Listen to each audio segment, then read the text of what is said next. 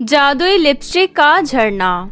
दूर किसी गांव में साधना नाम की अनाथ लड़की रहती थी। साधना के माता पिता की कुछ साल पहले एक सड़क दुर्घटना में मृत्यु हो जाने के बाद वो बिल्कुल अकेली हो गई। किसी भी रिश्तेदार ने उसे सहारा नहीं दिया, इसलिए बेचारी साधना अपना पेट भरने के लिए फुटपाथ के किनारे बैठकर लिपस्टिक बेचा करती थी। जिस दिन उसकी 2-3 लिपस्टिक बिक जाया करती, उस दिन वो एक टाइम का खाना खा पाती थी। अगर उसकी लिपस्टिक एक भी नहीं बिकती तो उसे भूखा ही सोना पड़ता था। इस तरह कठिनाइयों से भरी जिंदगी साधना जी रही थी। ऐसे ही एक दिन हमेशा की तरह साधना फुटपाथ किनारे बैठकर लिपस्टिक बेच रही थी। मेम साहब, देखिए कितनी सुंदर सुंदर लिपस्टिक है। अगर आप इसे बड़ी दुकान से खरीदने जाएंगी ये आपको 100 रुपए की मिलेगी, लेकिन मैं आपको सिर्फ 50 रुपए में दे रही हूँ। प्लीज एक लिपस्टिक खरीद लीजिए। मैंने कल से कुछ नहीं खाया क्योंकि मेरी कल से एक भी लिपस्टिक नहीं बिकी। सुन लड़की, मैं तुझे फुटपाथ से लिपस्टिक खरीदने वाली नजर आ रही हूँ। मैं ब्रांडेड लिपस्टिक खरीदती हूँ, तुम जैसे सड़क छाप लड़की से नहीं। लोकल लिपस्टिक नहीं खरीदती। अगर तूने 2 दिन से कुछ नहीं खाया तो मैं क्या करूँ? इस तरह साधना को दुत्कार कर वो औरत वहाँ से चली गई। साधना को बहुत तेज भूख लग रही थी, इसलिए वो बहुत देर तक तेज धूप में लिपस्टिक बेचने बैठी रही, लेकिन कोई भी उसके पास लिपस्टिक खरीदने नहीं आता। ये देख साधना बहुत उदास हो गई। तभी साधना की नज़र सड़क किनारे रखी एक सूखी रोटी पर पड़ी। उस रोटी को देखकर साधना सोचती है, मुझे बहुत जोरों की भूख लग रही है, क्यों ना मैं इस सूखी रोटी को खा लूं। मुझे नहीं लगता कि आज भी मेरी एक भी लिपस्टिक बिक पाएगी। मुझे रोटी खा लेनी चाहिए, कम से कम मेरा पेट तो भर जाएगा। ऐसा सोचकर साधना सड़क किनारे पड़ी रोटी को उठाने जा ही रही थी कि तभी एक औरत अपनी बेटी के साथ उसके पास आई और बोली, सुनो लड़की, ये लाल रंग की लिपस्टिक कितने की है? मेरी बेटी लाल रंग की लिपस्टिक खरीदने की जिद कर रही है। मैंने बेटी को कहा कि मैं उसे ब्रांडेड लिपस्टिक दिला देती हूँ, लेकिन ये कह रही है इसे यही लिपस्टिक खरीदनी है। बोलो कितने की है? उस औरत की बात सुनकर साधना खुश होते हुए बोली, मेम साहब, ये ज्यादा महंगे नहीं है, सिर्फ 50 रुपए की ही है। क्या 50 रुपए की एक? बहुत महंगी है। 20 रुपए की 2 देनी है तो बोलो, वरना रहने दो। चलो बेटी यहाँ से, ये बहुत महंगी दे रही है। तभी साधना सोचती है, चलो कोई नहीं, 20 रुपए में 2 लिपस्टिक दे देती हूँ। कम से कम कुछ खा तो पाऊंगी, नहीं तो मुझे सड़क किनारे पड़ी हुई सूखी रोटी खानी पड़ेगी। ऐसा सोचकर साधना 20 की 2 लिपस्टिक दे देती है और जो उसे पैसे मिले उन पैसों से खाना लेकर वो घर जा ही रही थी कि तभी साधना को रास्ते में एक रोता हुआ बच्चा मिला। कौन हो तुम और तुम इस तरह क्यों रो रहे हो? तुम्हारे माता पिता कहाँ हैं? पता नहीं दीदी, मेरे माता पिता कहाँ हैं? मैं 2 दिन से ऐसे ही भटक रहा हूँ। मैं अपनी चाची के साथ रहता था, लेकिन उन्होंने मुझे अपने घर से निकाल दिया। मैं कहाँ जाऊँ, मुझे कुछ समझ नहीं आ रहा। मैंने अपने माता पिता को कभी नहीं देखा। साधना उस बच्चे की बात को सुनकर समझ जाती है कि वो भी उसी की तरह अनाथ है। कोई बात नहीं, आज से तुम मेरे साथ रहना। आज से तुम मेरे छोटे भाई हो। तुमने 2 दिन से कुछ नहीं खाया है ना? चलो मेरे साथ मेरे घर पर, मैं तुम्हें खाना खिलाती हूँ।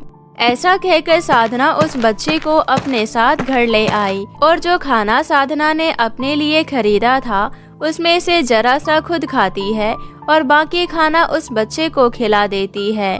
खाना खिलाने के बाद साधना उस बच्चे से पूछी, आज से तुम मेरे भाई हो, लेकिन तुमने अभी तक मुझे अपना नाम नहीं बताया। तुम्हारा नाम क्या है? दीदी, मेरा नाम चिंटू है। दीदी, आप बहुत अच्छी हैं। आपने मुझे पेट भर खाना खिलाया। चाची के घर में तो सिर्फ एक बार ही खाना खाने को मिलता था। वो मुझसे सारा दिन भर नौकरों की तरह काम करवाती थी।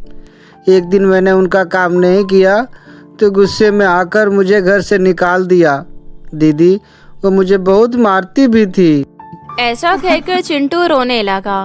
तब साधना उसे चुप कराते हुए बोली, नहीं मेरे प्यारे भाई, अब तुम्हें रोने की जरूरत नहीं। तुम्हारी बड़ी दीदी है ना, मैं तुम्हारा पूरा ख्याल रखूंगी। अगले दिन से साधना सुबह जल्दी उठकर लिपस्टिक बेचने निकल पड़ी। अब पहले की तरह साधना फुटपाथ पर नहीं बल्कि गली गली जाकर लिपस्टिक बेचने लगी। लिपस्टिक ले लो, मेरे पास हर कलर की लिपस्टिक है। इतनी सस्ती लिपस्टिक आपको कहीं नहीं मिलेगी। 20 रुपए की एक है। एक बार अपने होठों पर लगाकर देखिए, आप बहुत ही सुंदर दिखने लगेंगी। इस तरह आवाज लगाते हुए साधना गली गली जाकर लिपस्टिक बेच रही थी। शाम होने तक साधना की कुछ लिपस्टिक बिक गई। मिले हुए पैसों से खाने का सामान लेकर घर जाती है। इसी तरह साधना अपना और अपने छोटे भाई का लिपस्टिक बेचकर पालन पोषण कर रही थी। समय बीत रहा था। एक दिन साधना की सारी लिपस्टिक खत्म हो गई। साधना ये सोचकर चिंता में पड़ गई कि अब घर का गुजारा कैसे चलेगा। वो कमरे में उदास बैठी हुई थी।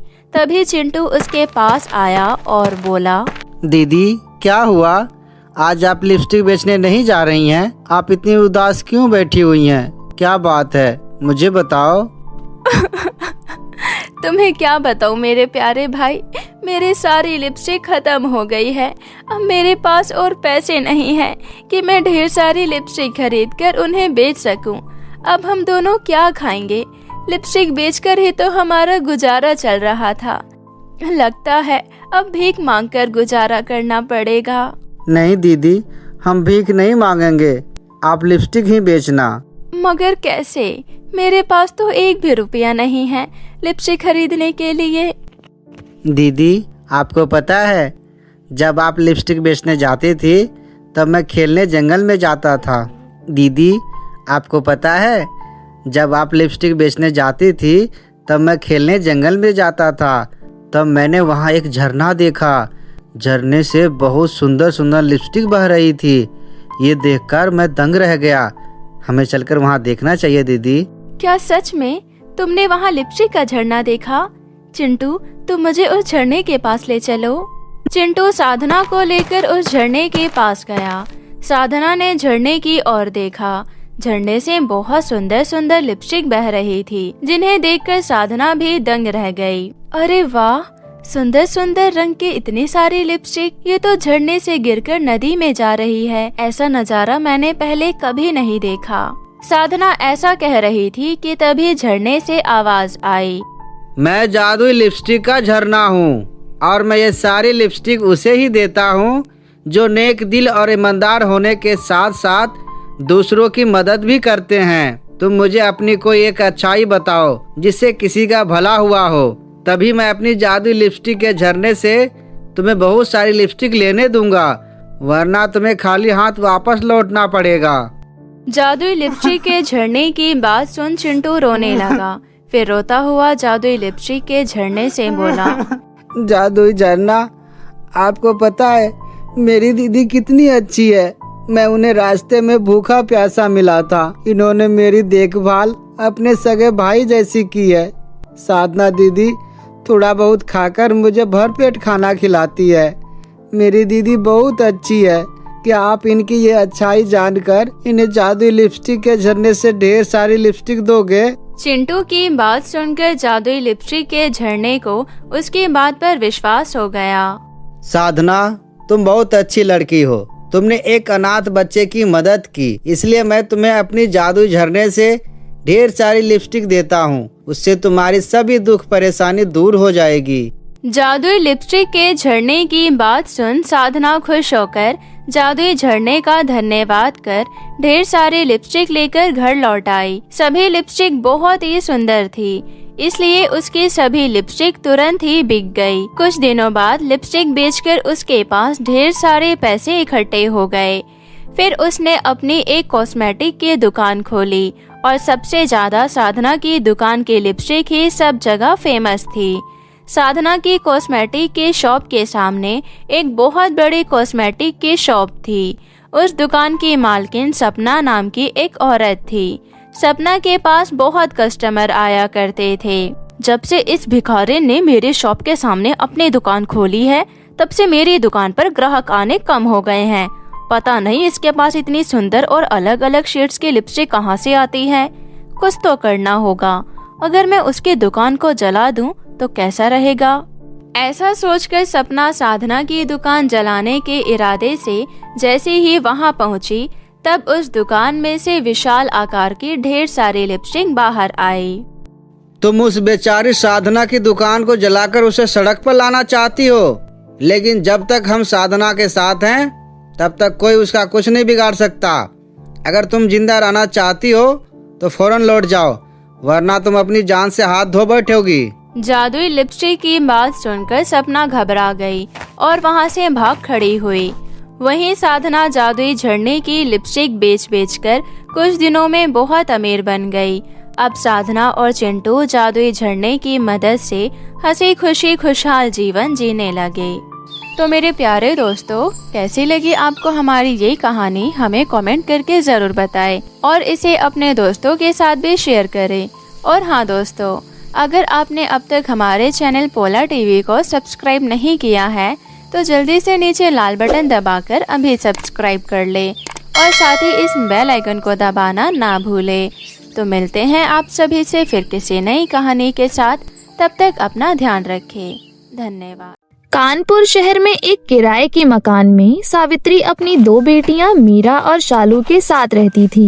घर का खर्चा चलाने के लिए सावित्री पर्स बेचा करती थी। कुछ दिन तक तो सब कुछ ठीक चलता रहा, लेकिन धीरे धीरे सावित्री के पर्स बिकने बहुत कम हो गए कि एक समय का खाना मिलना भी उनके लिए मुश्किल हो गया। यहाँ तक कि मकान का किराया भी 2 महीने से नहीं दे पाए। इसी चिंता में सावित्री की तबीयत भी खराब रहने लगी।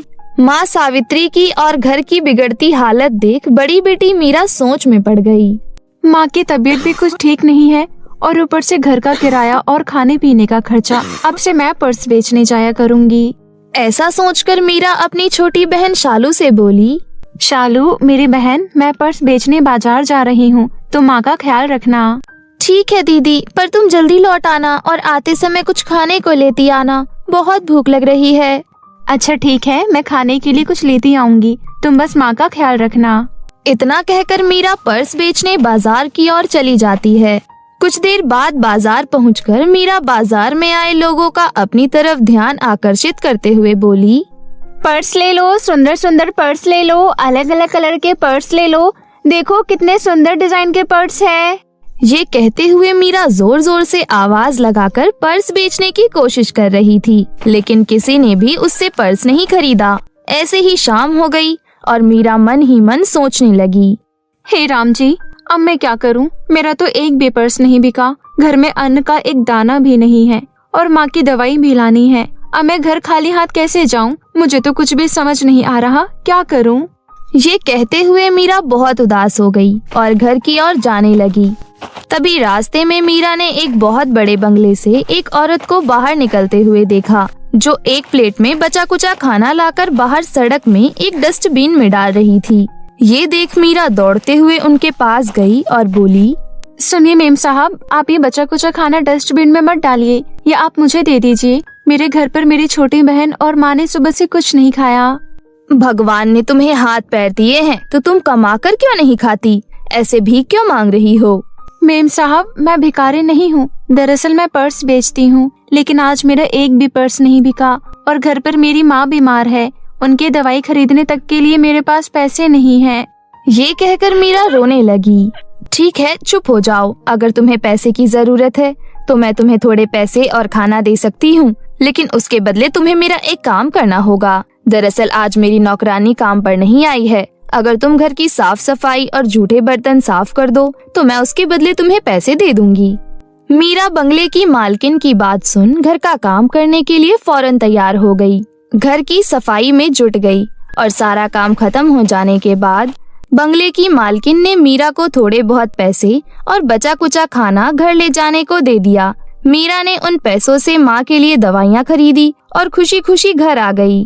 तभी शालू बोली, दीदी आपने बड़ी देर लगा दी आने में, मैं कब से आपका इंतजार कर रही हूँ। आप माँ की दवाइयाँ लेकर आई है ना? माँ की तबीयत खराब हो रही है। तुम चिंता मत करो शालू, मैं माँ की दवाइयाँ ले आई हूँ, अब देखना माँ बिल्कुल ठीक हो जाएगी। चलो पहले कुछ खा लेते हैं, आप दोनों ने सुबह से कुछ नहीं खाया। ये कहते हुए मीरा ने एक प्लेट में खाना निकालकर अपनी माँ और छोटी बहन को खाने को दिया। तीनों ने मिलकर पेट भर खाना खाया। उसके बाद मीरा अपनी माँ सावित्री से बोली, माँ ये लीजिए दवाई, जल्दी से खा लीजिए। देखना कल सुबह तक आप बिल्कुल ठीक हो जाएंगी। बेटी, तुम्हें मेरी वजह से कितनी परेशानी उठानी पड़ रही है। कल से तुम पर्स बेचने मत जाना। कल से पर्स बेचने मैं जाऊंगी। नहीं माँ, अभी आपकी तबीयत ठीक नहीं हुई, मैं आपको कहीं नहीं जाने दूंगी। आप बस घर पर आराम करिए। अब रात बहुत हो चुकी है, बड़ी जोरों की नींद आ रही है। मैं सोने जा रही हूँ, आप भी सो जाइए। इतना कहकर मीरा सोने चली गई। फिर अगली सुबह घर का काम खत्म कर मीरा पर्स बेचने बाजार चली गई। लेकिन उस दिन भी मीरा का एक भी पर्स नहीं बिका। ये देख मीरा निराश हो गई। अब मैं क्या करूं? भगवान जी, कल तो किसी तरह खाने का बंदोबस्त हो गया था, लेकिन आज मेरा एक भी पर्स नहीं बिका, तो मैं खाली हाथ घर कैसे जाऊंगी? फिर देखते ही देखते शाम हो गई, पर फिर भी किसी ने भी उसका पर्स नहीं खरीदा। ये देख मीरा दुखी होकर बोली, अब तो शाम भी हो चुकी है, मुझे अब घर लौट जाना चाहिए। माँ मेरी चिंता कर रही होगी। इतना कहकर मीरा जल्दी जल्दी कदम बढ़ाते हुए घर की ओर जाने लगी। और जैसे ही वो घर पहुंची, इतने में मकान मालकिन सुषमा चिल्लाते हुए वहां आई और बोली, अरे ओ सावित्री, 3 महीने का किराया चढ़ गया है, मुझे आज किराया चाहिए। बहन जी, हमें थोड़ी मोहलत और दे दीजिए, अभी हमारे घर के हालात ठीक नहीं है। घर के हालात ठीक नहीं है, इसमें मैं क्या करूं? मुझे बस मेरे किराए से मतलब है। आंटी जी, प्लीज हमें थोड़ा समय और दे दीजिए। मेरे पास इतना फालतू का टाइम नहीं है कि मैं तुम जैसे गरीबों को अपना इतना अच्छा घर रहने के लिए दूं। मैंने यहाँ कोई धर्मशाला नहीं खोल रखा। अगर पैसे नहीं है तो मेरा कमरा अभी के अभी खाली कर दो। आंटी जी, हमारे ऊपर इतना बड़ा जुल्म मत कीजिए। माँ बहुत बीमार है और हमारा काम भी कुछ दिनों से नहीं चल रहा। प्लीज हमें घर से मत निकालिए, हम कहाँ जाएंगे? मैंने तुम जैसे गरीबों का ठेका नहीं ले रखा। मेरा और समय बर्बाद मत करो, जल्दी से मेरा कमरा खाली करो। पता नहीं कहाँ से आ जाते हैं फटीचर लोग। जब किराया देना बस का नहीं है तो किराए के घर में रहते क्यों हो? सड़क किनारे जाकर रहो। ये कहते हुए मकान मालकिन सुषमा ने तीनों माँ बेटी को धक्के मारकर उन्हें घर से बाहर निकाल दिया। बेबस और लाचार तीनों माँ बेटी अपना सामान उठाए सुनसान सड़क किनारे बैठ गए। तभी सावित्री रोते हुए बोली, भगवान जी, आप हमारी और कितनी परीक्षा लेंगे? हम पहले से ही इतने कष्टों में जीवन बिता रहे हैं, अब ऊपर से मकान मालिक ने हमें घर से बाहर निकाल दिया। अब मैं अपने बच्चों को लेकर कहाँ जाऊँ? हमारे पास तो इतने पैसे भी नहीं है कि किराए पर दूसरा कमरा ले सके। माँ चिंता मत करो, भगवान ने चाहा तो हमें कहीं न कहीं रहने के लिए आसरा मिल ही जाएगा। तीनों माँ बेटी सड़क किनारे दुखी होकर बैठे हुए थे कि तभी उनके पास एक बूढ़ी औरत आई और मीरा से बोली, बेटा, क्या तुम मेरी मदद कर सकती हो? मैं परीलोक की रानी परी हूँ। दरअसल मुझे एक दुष्ट जादूगरनी ने अपनी जादुई शक्तियों से बूढ़ी औरत बना दिया। अगर मैं कल तक अपने असली रूप में नहीं आई तो मैं हमेशा के लिए बूढ़ी औरत बनकर रह जाऊंगी और वो दुष्ट जादूगरनी मेरी सारी शक्तियाँ प्राप्त करके पूरी दुनिया में राज करेगी। मगर मैं आपकी मदद कैसे कर सकती हूँ? बेटा, उस जादूगरनी ने मेरा जादुई 2 पर्स का घर अपने कब्जे में कर रखा है। उनमें से एक पर्स घर में जादूगरनी ने अपनी काली शक्तियाँ रखी है। तुम्हें दूसरे पर्स घर में जाकर मेरी जादुई छड़ी हासिल कर पहले पर्स घर को नष्ट करना होगा, तब मैं अपने असली रूप में वापस आ जाऊंगी। तुम्हें इसके लिए बादलों में जाना होगा जहाँ मेरे जादुई 2 पर्स घर है। लेकिन तुम्हें वहाँ एक मटका घर भी दिखाई देगा जिसे जादूगरनी ने भ्रम में डालने के लिए बनाया है। तुम उसकी बातों में बिल्कुल मत आना। पर रानी परी जी, मुझे कैसे पता चलेगा कि कौन से जादुई पर्स घर में आपकी जादुई छड़ी है?